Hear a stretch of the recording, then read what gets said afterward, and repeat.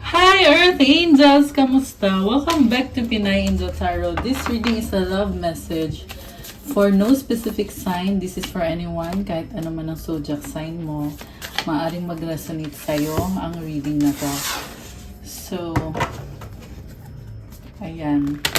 Since general reading, maaring mag-resonate o hindi. Pero pag nag-resonate, i-comment nyo para alam ko. Kumusta kayo guys? Comment person para alam ko nanonood kayo. Kung kailangan nyo naman ng gabay, pwede kayong mag-avail ng private reading services. Tingnan nyo na lang po sa description box. Andyan po nakalagay yung mga details. So, sa reading na to, aalamin natin ang feelings ng person mo. So, si person mo ito. Okay? And tingnan natin kung anong energies ang connected sa inyo ngayon sa love life nyo. Okay. Tingnan natin yung unang mensahe. Illusion, remarkable, cherish. Avoid the trap of mistaking fantasy for a true soul connection. So, nalilito ka kasi, ang sabi kasi dito, kailangan balansehin mo remarkable, notice everything. I feel like, inoobserbahan mo yung person na yan at naghahanap ka ng mga signs, kaya nalilito ka na din kung soulmate mo ba yan o hindi. May iba kasi sa inyo na oo, soulmate. Yung iba naman nalilito lang. Cherish your relationship. Meron talagang commitment dito. Ang sa nakita ko, pinahahalagahan nyo yon. Kita mo may wedding rings din dito guys. So, you are sharing a very special bond with this person. May nakita din ako dito na parang ini-imagine mo yung future ninyo together. So, not necessarily na nalilito ka, but kasi illusion can also be intuition na iniisip mo na kung ano bang mangyayari balang araw or pagdating ng panahon. Okay. So, tingnan natin from the tarot. Overall energy. So, energy to ng person na ka-deal mo. 8 of Pentacles, trabaho. Work. Nakafocus siya sa work niya. Pero, may hinihintay siya. I feel like ikaw yung hinihintay niya. May mga pangarap siya. Pero, sa ngayon, kailangan niyang gawin yung mga responsibilidad niya. And para kasi sa sarili niya yan Number 8, so it's a number of manifestation when it comes to finances. Oh, parang naghihintay siya ng tamang panahon para sa inyo. So, for now, iisip muna niya na kailangan ko muna ayusin yung sarili ko. Very practical ng energy niya.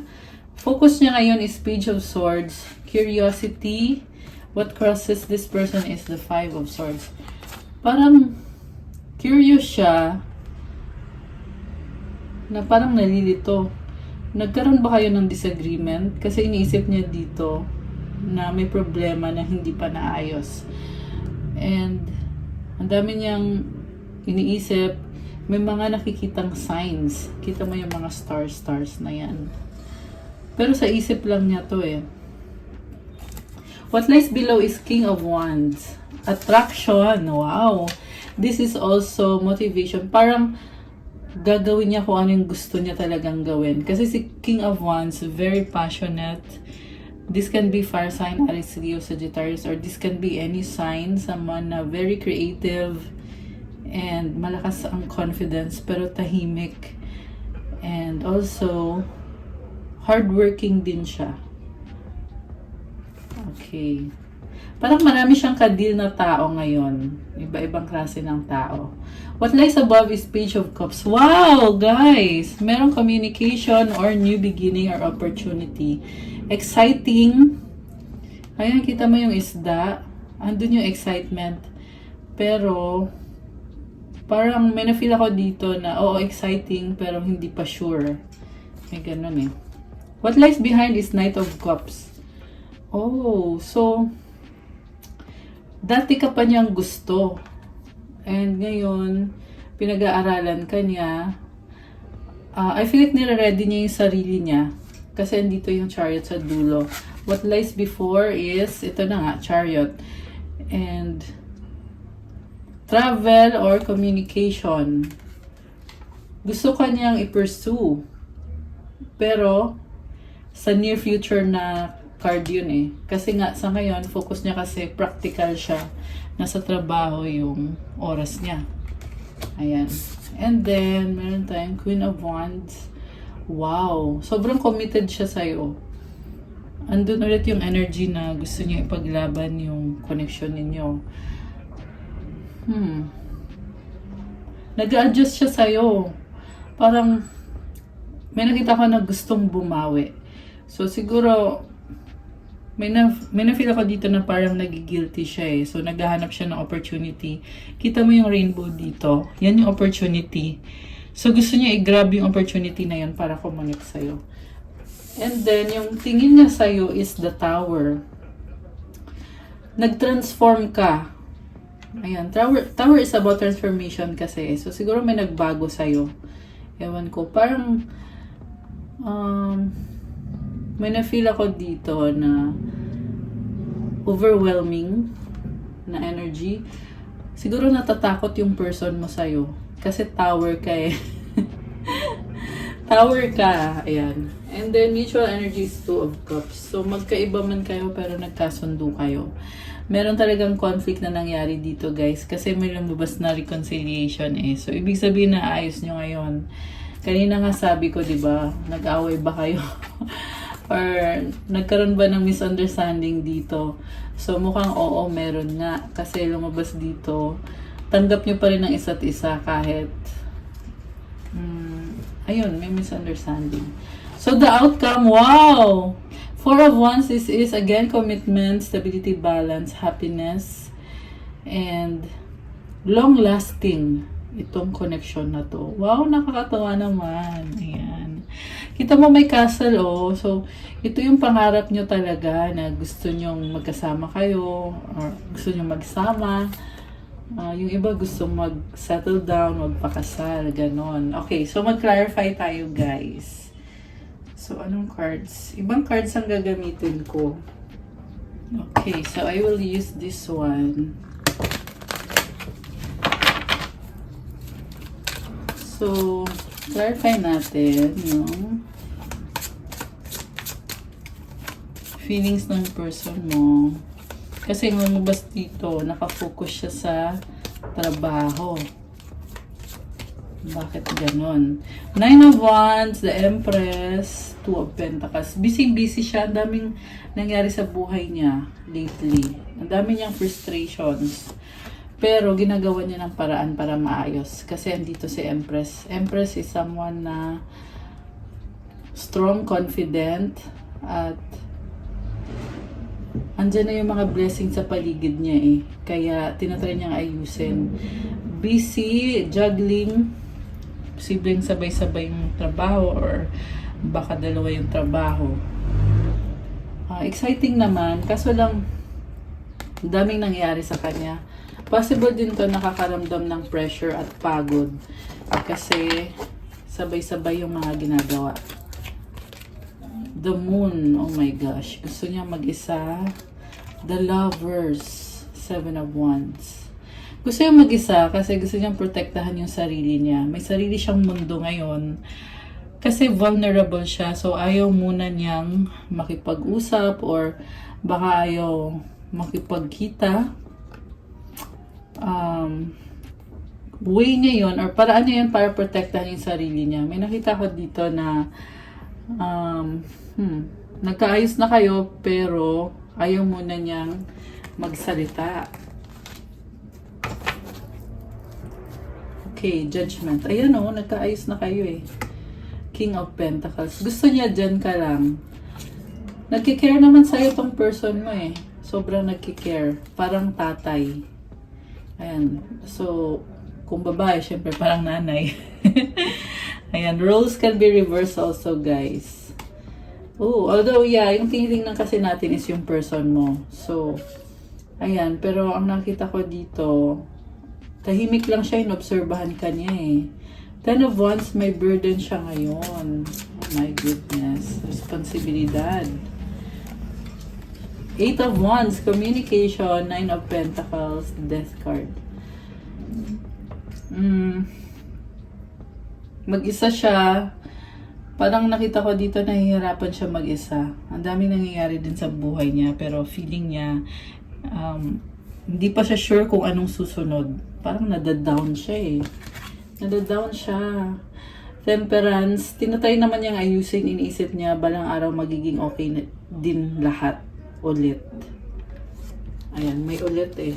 So, naging okay na to dati. Justice, strong naman yung person mo. Justice and the Ten of Swords, Seven of Swords. Very strong. Yun nga lang, parang gusto pa niya talaga mag-isa para i-process yung mga bagay-bagay, yung mga nangyari sa buhay niya. Four of Wands, masaya siya. Merong commitment na pinag-aaralan niya. So, party ka naman ng happiness niya eh. The Hermit and the Magician. Parang nalilito pa siya. Pero, andyan naman siya para sa'yo. Meron kayong pinag-aaralan pareho. Ayan. Okay, so, anong outcome dito? Teka, i-clarify muna natin kung bakit siya bumabalik. May nakita ko dito, magta-try siya ulit eh. Bakit nga ba? Seven of Pentacles, the Hangman, Queen of Wands. Ito yun si Queen of Wands. May offer siya sa'yo.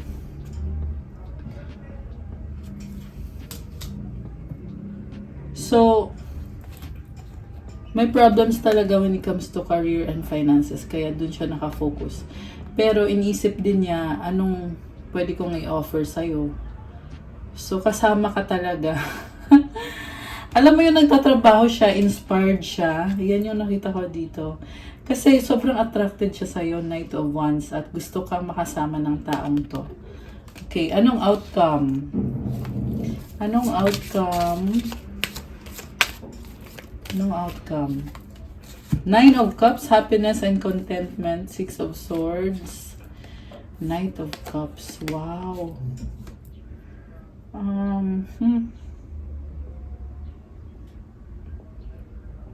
Ini-enjoy niya yung life niya. Ang daming nangyayari.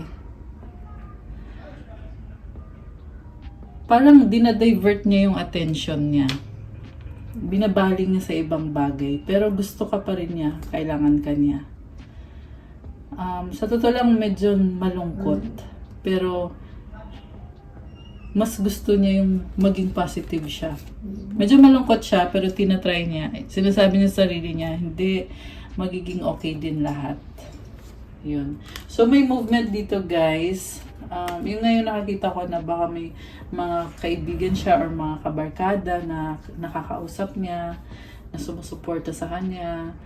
May possible na nagiinuman, ganon. Nagsiselebrate. Pero iniisip ka pa rin talaga.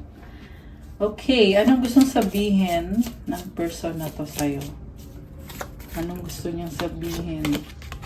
The timing just wasn't right for us. Oh my gosh. I left when I saw you with someone. Nagsiselos. We both know I'm not the one for you. Oh, sabi sa'yo eh, medyo malungkot. I look for you everywhere. Oh my gosh! Hinahanap-hanap ka. So yun na nga eh, alam mo kahit may mga kasama siya dito na friends, pero ikaw yung iniisip niya, my life is not as together as it seems. So may mga problems talaga. Okay, isa pa. I know I messed up everything. Parang sinisisi niya sarili niya. Ano pang energy sa connected dito?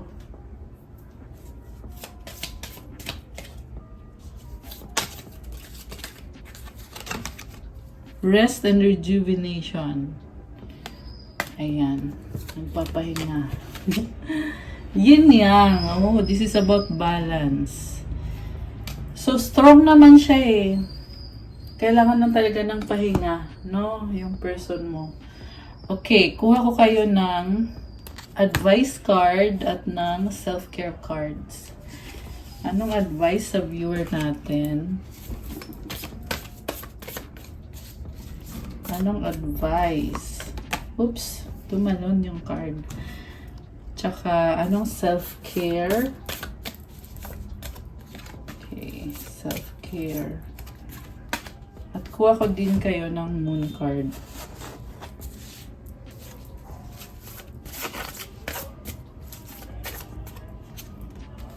It's time to release negativity, full moon in Scorpio. So, bago mo simula to guys, pero kailangan mo daw i-release yung negativity para umusad ka. Minsan kasi, alam mo yung feeling na okay ka na, tapos na yung problema mo, pero hindi ka pa rin maka-move forward. That's because meron pang negativity. So, you need to have new opportunities. Kailangan dapat may bagong opportunities para totally maalis na yung negativity. So, yun. And then, self-care card, music, use your hand. Siguro mahilig ka sa music at mahilig sa pottery or sa crafts. Ayan, self-care mo din kasi yan pag nakikinig ka ng music at gumagawa ng craft. So, comment mo kung ikaw yun. So, sa music, ayan, pwede ako dyan. Nakaka-relax kasi pag may music, diba? And then, ang advice sa'yo, travel! Wow! Let every aspect of this trip unfold in harmony. May divine order arrange and handle every detail. I'll be guided easily and follow the leads as they are shown. Siguro may pupuntahan ka. And nakatingin ka sa mga detalye.